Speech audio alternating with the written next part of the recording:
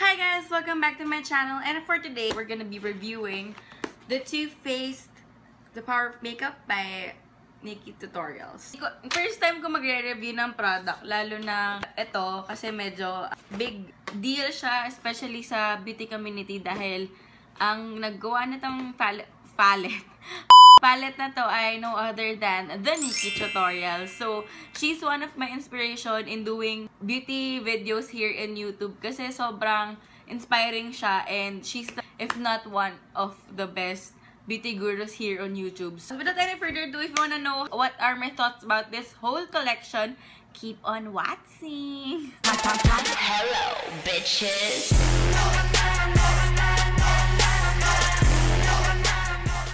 So this is the whole collection, and inside you will be getting the palette and this Ziploc bag full of makeup then.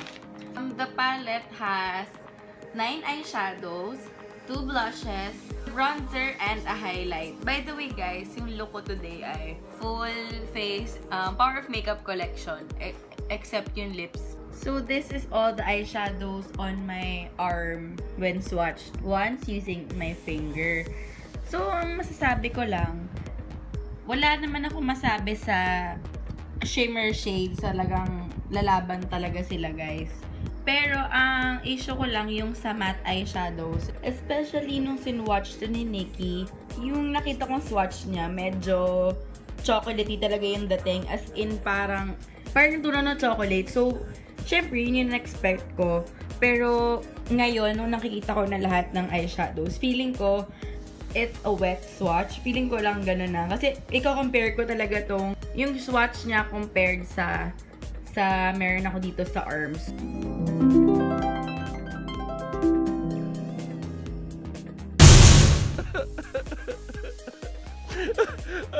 Tsaka nakikita nyo na, parang pa-fade talaga yung dulo. Unlike dun sa swatch niya na talagang kahit yung end ay pigmented pa rin. What I like about this is yun nga, yung shimmers. Perfect din siguro itong Irresistible para sa center ng lid kasi para siyang foiled na gold.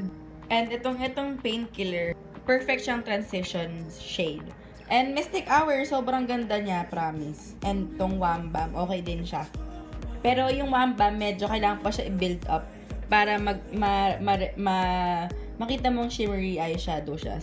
So, for eyeshadows, ito yung mga ginamit ko. Bigyan kita ng close-up. Ayan siya. Yuck. Siningkit ko talaga yung mata ko. Pero, yan. Ito yung gumamit ako ng Wanted. Actually, ginaya ko lang yung Mermaid Glam look, which is here. Pero syempre, mas maganda siya, diba? Dahil, she's Nikkie Tutorials. Base ko yung Painkiller. Tapos, binasa ko talaga yung brush para makuha ko yung super black na pigment nung Wanted. And then, binlend ko siya. And then, nag-add ako nung Mystic Hour dito para sa gitna. And then, yung purple for the sides. Yung outer V, tsaka sa inner corner. Tapos, binlend ko siya dito sa may crease. So, yan siya. And then, yung glitter na yan yung glitter na kasama, which you will be seeing later. Pero, without the glitter, it doesn't look this great, I think. Sobrang laking factor talaga ng glitter. And knowing Nikkie, diba, she's really an advocate of glitter in makeup. Next is, ito namang dalawang blush. Gusto ko rin yung color nung nitong selection na to. Matte na pink blush. Well, I don't see myself wearing this baby pink, pero okay naman siya. Siguro, pwede siyang i-mix with this one. Ito, gusto ko to, yung peach. Sorry, hindi mo siya makita, diba? Ayan. Ang pangalan pala ng blush, I Will Always Love You, itong peach, and then Justify My Love, itong pink. So, moving forward sa bronzer and highlight. Okay, bronzer, wala akong problema. Look at that. Yan yung gamit ko today. I love it. Tapos, amoy chocolate talaga siya. I see myself wearing this and I might actually buy it ng separate kasi alam ko binibenta nila yun. Maganda siya. Hindi siya yung sobrang muddy yung color. But, highlight-wise, I'm not using any the highlight here kasi hindi ako masyadong satisfied sa highlight. Diba? Hindi nyo makita kasi hindi siya ganun ka-effective. Lagay natin dito.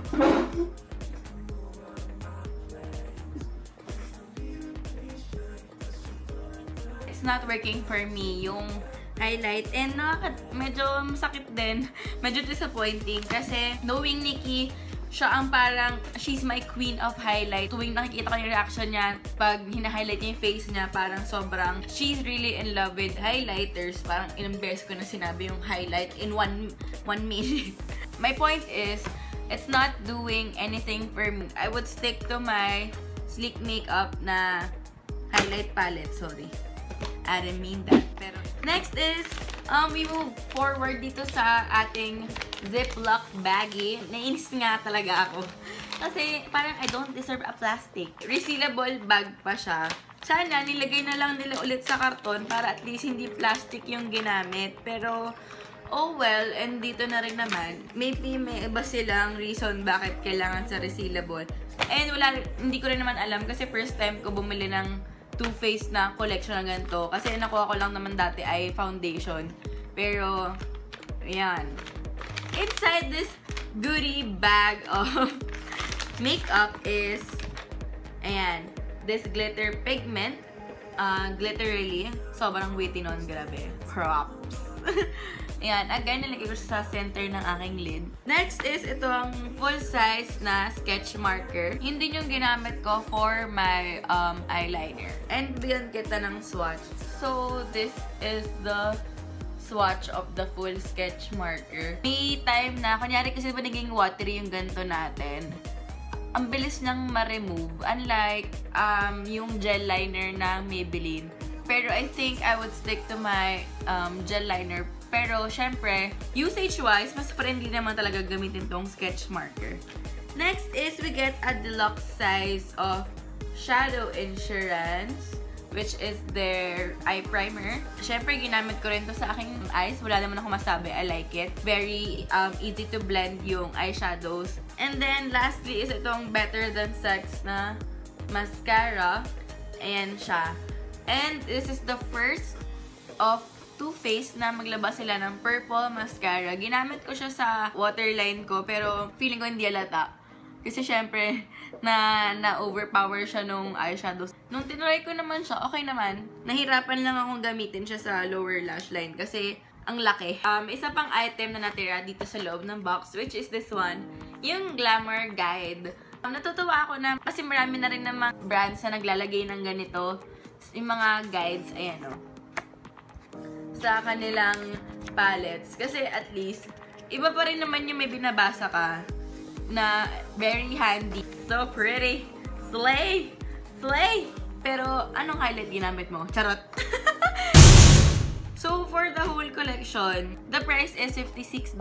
So, that's like $2,500 to $2,600. Isipin mo, medyo pricey siya. Pero kasi, nung nalaman ko na ganun yung price na parang, uy, mahal niya. Pero, sulit yan kasi alam ko madami yung laman. Pero nung dumating na nga yun, eto alam ko talaga na deluxe yung size niya. Pero akala ko, yung sa Shadow Insurance, kasi hindi naman talaga ako makabili ng Too Faced dahil medyo expensive siya. Akala ko ito na yung regular size niya, pero hindi. Ito rin pala yung deluxe. Kasi feeling ko, pag sinabi mong deluxe, yun ay sampler size lamang. So,